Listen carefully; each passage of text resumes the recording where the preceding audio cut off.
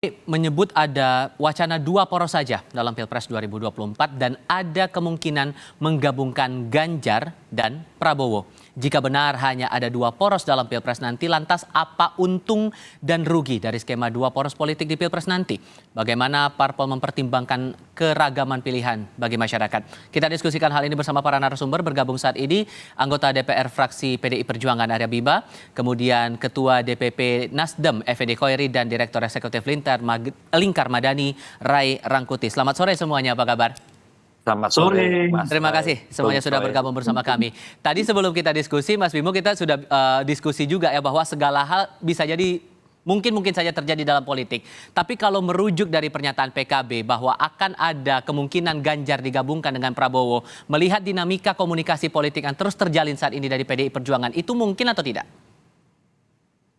Ada dua hal tadi ya. Yang pertama terkait dengan dua poros atau dua pasangan. Kemudian topik yang kedua adalah mungkin tidak pasangan itu salah satunya adalah bukan menggabungkan kerjasama antara pengusung Pak Ganjar Pranowo dan pengusung Pak Prabowo Subianto untuk dijadikan satu. Bisa Pak Prabowo dengan Ganjar atau Pak Ganjar dengan Pak Prabowo. Ya, ada dua hal itu. Yang pertama saya jawab tentang dua poros ini lebih dan kurangnya apa, untung dan ruginya apa. Kalau saya melihat bahwa dasar konstitusinya itu tetap bahwa Pilpres di dalam proses pemenangan tidak hanya unggul suara tapi juga menang suara, yaitu 50% per satu. Mau 5 calon, mau 10 calon, mau 3 calon, akhirnya pemenang itu adalah 50% per satu. Nah, kalau 3 calon ada kecenderungan itu menjadi dua putaran yang akhirnya kandidat yang kalah akan bekerja sama atau dalam bahasa kawan-kawan di kubunya Pak Anies Baswedan, Pak Prabowo dah koalisi. Nah, alangkah baiknya kalau memang cara bekerja sama itu dimufakatkan dulu untuk kita bisa mengerucut dua poros. Kenapa dua poros? Ya kita aspek psikologis dan sosiologis ya. Kita ini 1 tahun penuh dari Februari sampai November itu kita melakukan kerja politik atau event politik, apa momentum politik yang benar-benar menguras seluruh energi bangsa ini. Ya, sementara masih banyak hal yang harus kita kerjakan, belum ekses secara psikologis dan politis. Kalau toh beberapa gesekan itu juga perlu menuju salah satu konsensus equilibrium yang baru. Jadi saya melihat kalau dari anggaran jauh lebih besar, tapi kalau anggaran kan sebenarnya untuk demokrasi, untuk bangsa ini tetap bisa kita cari. Tapi 1 tahun penuh kita bicara politik dan sebelumnya hampir 2 tahun, tahun 2023 ini pun kita hampir 7 bulan, 8 bulan dinamika wacana publik dengan berbagai kerja-kerja sosial, ekonomi, politik paling dominan adalah hal yang menyangkut masalah politik dari capres, cawapres sampai juga pileg. Saya melihat bahwa kalau toh ada wacana dua, saya kira menjadi satu semacam pembelajaran pada publik untuk kita mempersandingkan bahwa toh akhirnya konstitusi kita juga mewacanakannya itu 50% per satu itu pasti kecenderungan 2 calon dalam putaran kedua. Kalau kemungkinan kerja sama Pak Ganjar dengan Pak Prabowo itu gimana? Memungkinkan tidak? Nah, kalau di dalam politik itu tidak ada yang tidak mungkin. Tapi seberapa besar ada kemungkinan antara Pak Ganjar Pranowo atau dengan Pak Prabowo atau Pak Prabowo dengan Pak Ganjar Pranowo. Ini sampai saat ini real dari apa yang terlihat di dalam survei antara kandidat Pak Prabowo yang kadang nomor 1 dan Pak Ganjar Prabowo yang kadang juga nomor 1. Itu adalah satu kalkulasi yang sama-sama mempunyai kecenderungan untuk tetap pada posisi sebagai calon presiden. Tidak mungkin keduanya pada posisi calon wakil presiden. Ini yang sampai hari ini tidak dimungkinkan adanya kerjasama untuk misalnya Pak Ganjar Pranowo yang diusung oleh PDI Perjuangan, P3, Hanura dan Perindo untuk memposisikan Pak Ganjar Pranowo nomor 2. Juga sebaliknya Pak Prabowo dan partai pengusung juga tidak mungkin memungkinkan untuk masuk ke wakil presiden. Itu kondisi yang sebenarnya.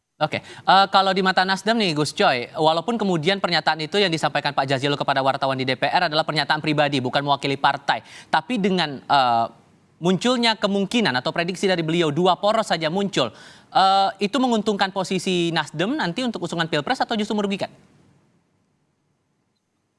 Pertama, wacana pribadi. Boleh aja berwacana.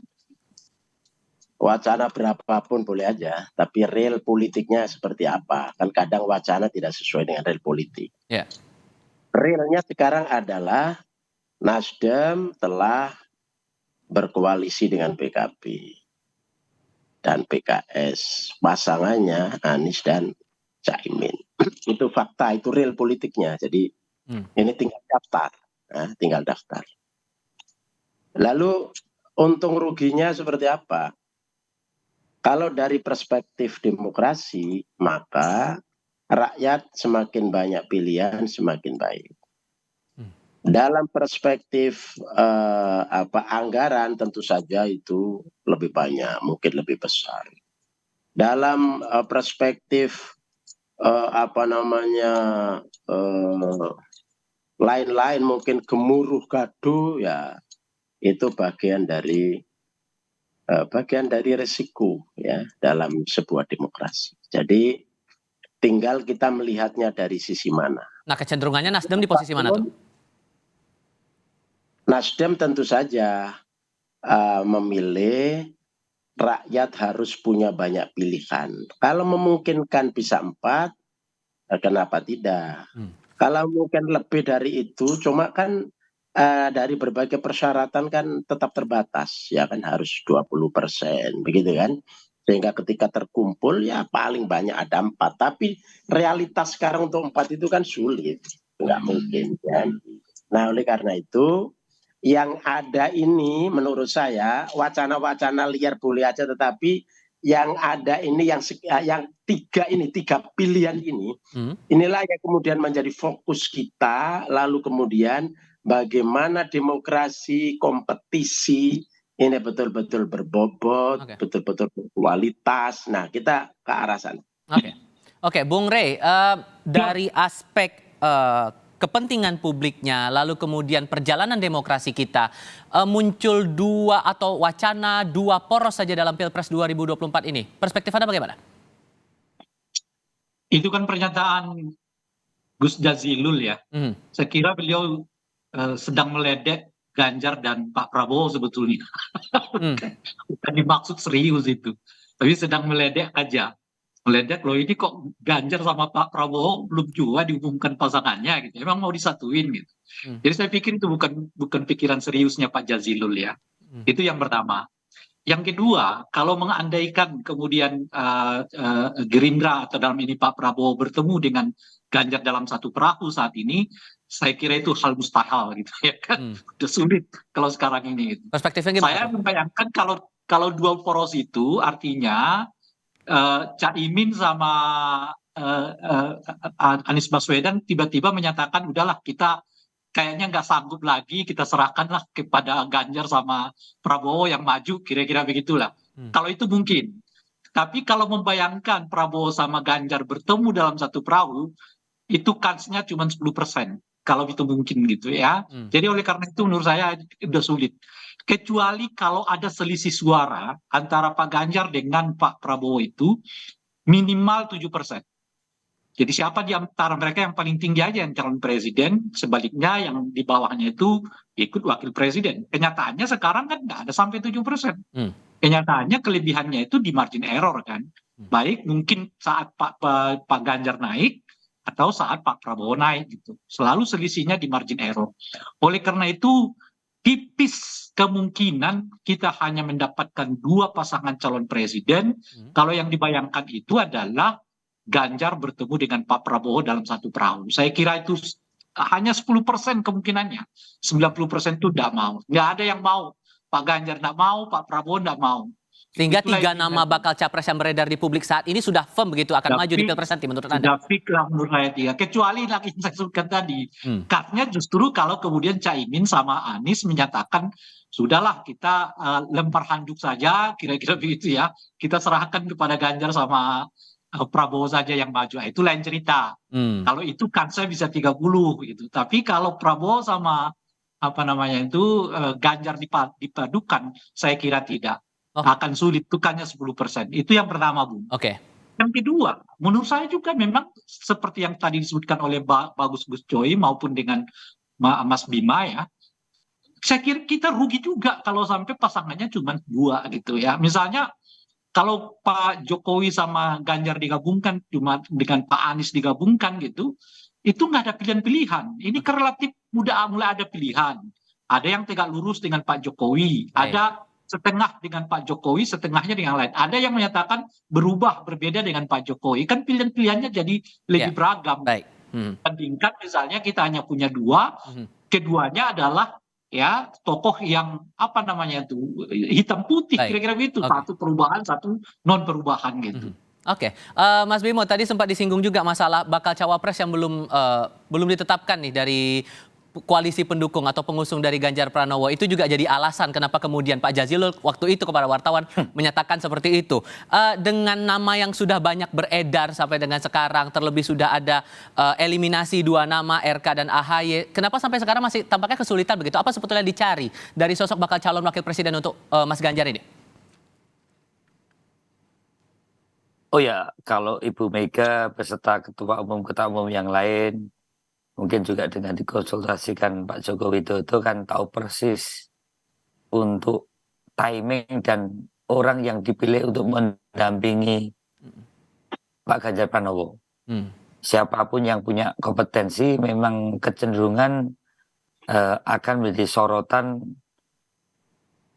sebagai orang yang akan dipasangkan dengan Pak Ganjar, dan kriteria pemenuhan berbagai kompetensi termasuk dampak elektoral juga terus menjadi pertimbangan. Jadi tidak ada masalah kesulitan, tapi ini adalah persoalan bagaimana perjodohan antara capres-cawapres ini benar-benar menjadi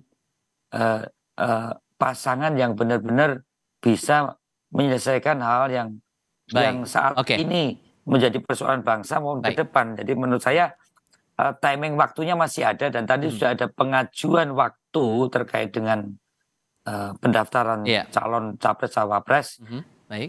Itu tinggal waktu kapan harus diumumkan. Karena untuk melihat orang dengan berbagai kapasitas, dengan berbagai kelebihan yang ada, ini tidak mudah. Gus Coy, kalau kemudian terjadi begitu, Anies Muhaimin versus Ganjar Prabowo, dari Nasdem sendiri siap untuk dalam kontestasi nanti kalau terjadi 2 pasangan calon ini? Maksudnya gimana? Kalau kemudian terjadi 2 poros dan yang terjadi adalah Anies dan Muhaimin versus Ganjar dan Prabowo, dari Nasdem sendiri melihatnya sudah siap untuk kontestasi itu dipasangkan ataupun juga berlawanan 2 pasang calon ini? Ya, kita sudah bertekad bulat, apapun, siapapun yang kita hadapi, berkompetisi dengan siapapun, kita siap. Bang Rangkuti tadi kayaknya masih memberikan apa namanya, itu artinya sanksi.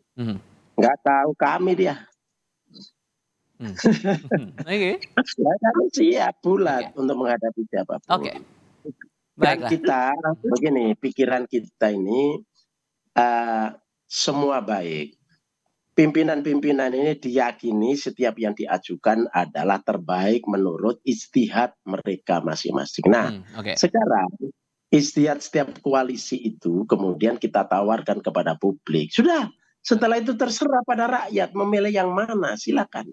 Di sini kemudian kita dilatih untuk berdewasa, ya, tanpa terus-menerus mengeksploitasi kelemahan kiri kanan.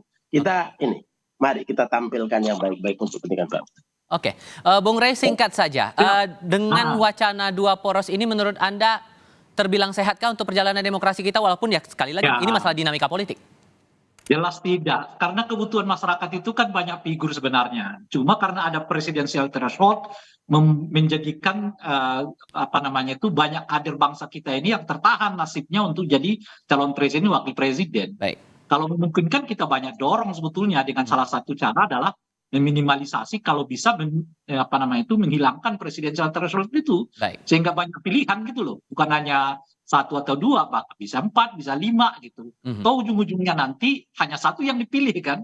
Apa yang membuat kita resah dengan banyak calon. Jadi saya kira ini udah bagus lah. Apalagi ya dengan 3 poros ini, dan saya kira udah nggak mungkin ada poros keempat dalam situasi begini gitu ya.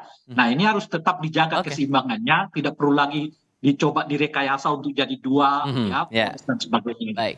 Oke. Mas Arya Bima terima kasih, Gus Effendi Khoiri terima kasih, Bung Ray Rangkuti juga terima kasih sudah berdiskusi bersama kami. Selamat sore semuanya.